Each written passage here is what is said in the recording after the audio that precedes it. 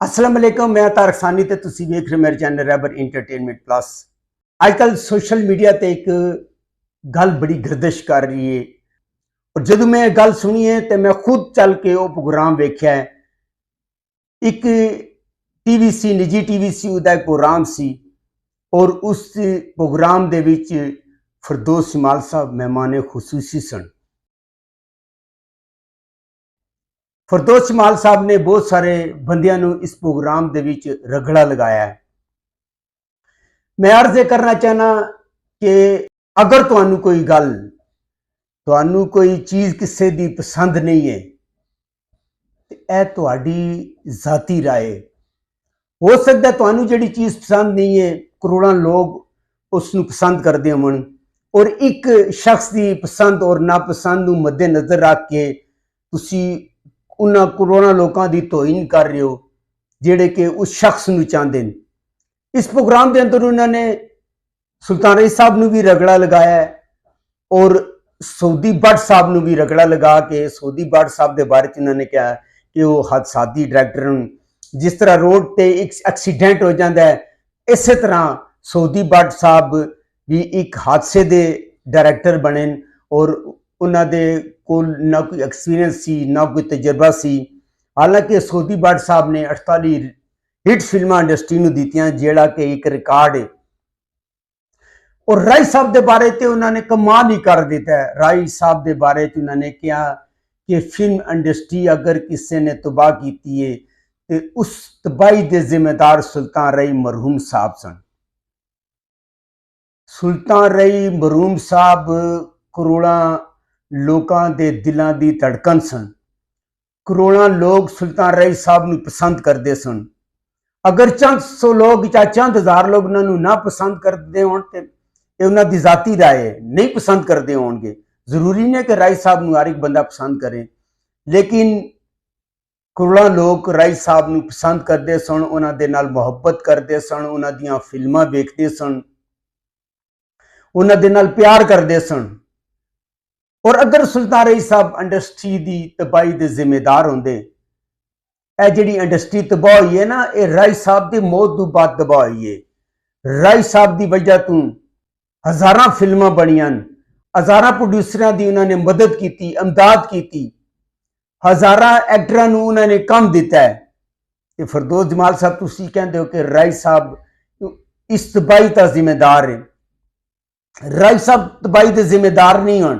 राय साहब ते अपनी जिंदगी अंदर भी कहते सन, वो बरमला कहते सर हर इंटरव्यू के अंदर वो कहते सन कि खुदा दा वास्ता है, खुदा दा वास्ता है कि जिहड़ा तुसी एक काम कर रहे हो यह काम तुसी गलत कर रहे हो। लेकिन किसी ने तो बंदूक ते जोर दे काम लिता और किसी ने मिन्नत तरला करके उन्होंने को काम लिता।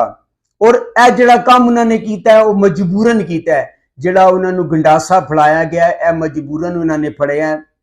एक फिल्म गंडासे की उन्होंने फर्ज कर लिया कि हादसाती तौर पर हिट हो गई सी, तो बाद उन्होंने प्रोड्यूसर ने गंडासा फड़ाया है। कतल गारत का जिहड़ा बाजार गर्म किया प्रोड्यूसर ने किया है।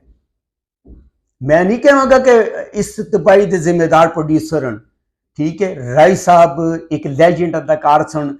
राय साहब ने बड़ियां सुपर डुपर हिट इंडस्ट्री नूं फिल्मां दित्तियां, मोला जट, वैशी जट, जट इन लंदन, तूफान। यानी कि अगर मैं नाम गड़ाना शुरू कर देवां तो 1 घंटा 2 घंटे मेरा ख्याल है इस प्रोग्राम पर लग जाए कि उन्होंने जी फिल्में हिट हैं, उन्होंने तारीफ है, उन्होंने जी कहानी है वो मैं बयान नहीं कर सकांगा।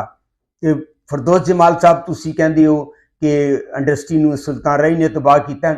सुल्तान रई ने इंडस्ट्री नूं तबाह नहीं किया। इंडस्ट्री उस वक्त तबाह हुई है, इंडस्ट्री उस वक्त तबाह हुई है जदों सुल्तान रई की मौत वाक़या होगी।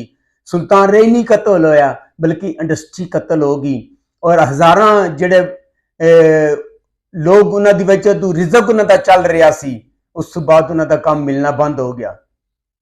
तो तुहाडे जैसे लोग क्यों नहीं अगे बढ़े? अगे बढ़ के उन्होंने इंडस्ट्री नूं सहारा नहीं क्यों दिता? सुल्तान रई तो चलो बेड़ा गर्क कर रहा सी ना, इंडस्ट्री का बेड़ा गर्क कर गया, वो चला गया।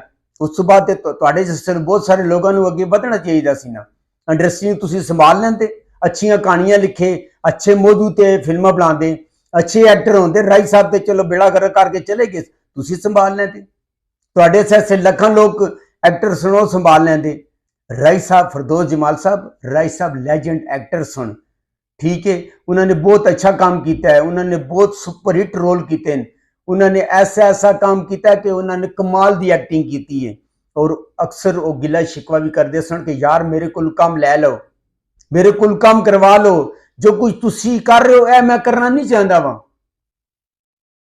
लखां आदमियों का रोजगार, लखां बंदियां का रोजगार उन्होंने वजह तो चल रहा सी। राइटर बेरोजगार हो गया, डायरेक्टर बेरोजगार हो गया, म्यूजिक डायरेक्टर बेकार हो गया। राई साहब की मौत तो बाद क्या ना कोई भी इंडस्ट्री में संभाल नहीं सकिया। राई साहब तो चलो मर गए सी, तुसी संभाल लेंदे, कोई होर आके संभाल लेंदा। कोरोना लोग सुनना राई तो इकल्ला सी ना, राई कल्ला सी, राई चला गया तो उस तो बाद तुसी वो इंडस्ट्री में संभाल लेंदे, तुसी आके सहारा दे देंदे। तुसी भी तो एक्टर सी, तुसी भी फिल्मां करते रहे हो, तुसी भी टीवी करते रहे हो। इस वास्ते फिरदौस जमाल साहब तुसी वड्डे एक्टर हो, और जिहड़ा वड्डा एक्टर होंदा है ना वो वड्डी गल करदा है, ਉਹਦੇ ਮੂੰਹ ਚੋਂ ਇਹ छोटी छोटी ਗੱਲਾਂ ਜਿਹੜੀਆਂ ਉਹ ਜ਼ੇਬ नहीं ਦੇਂਦੀਆਂ कि किसी का काम ਦੇ बारे चो आके ਉਹ ਕਹੇ जी कि ਇਹ ਬੰਦੇ ने ਇਹ कमाल ਇਹ कर दिता जी, ਇਹ ਬੰਦੇ ने ਇਹ कर दिता, ਉਹ ਬੰਦੇ ने ਉਹ कर दिता।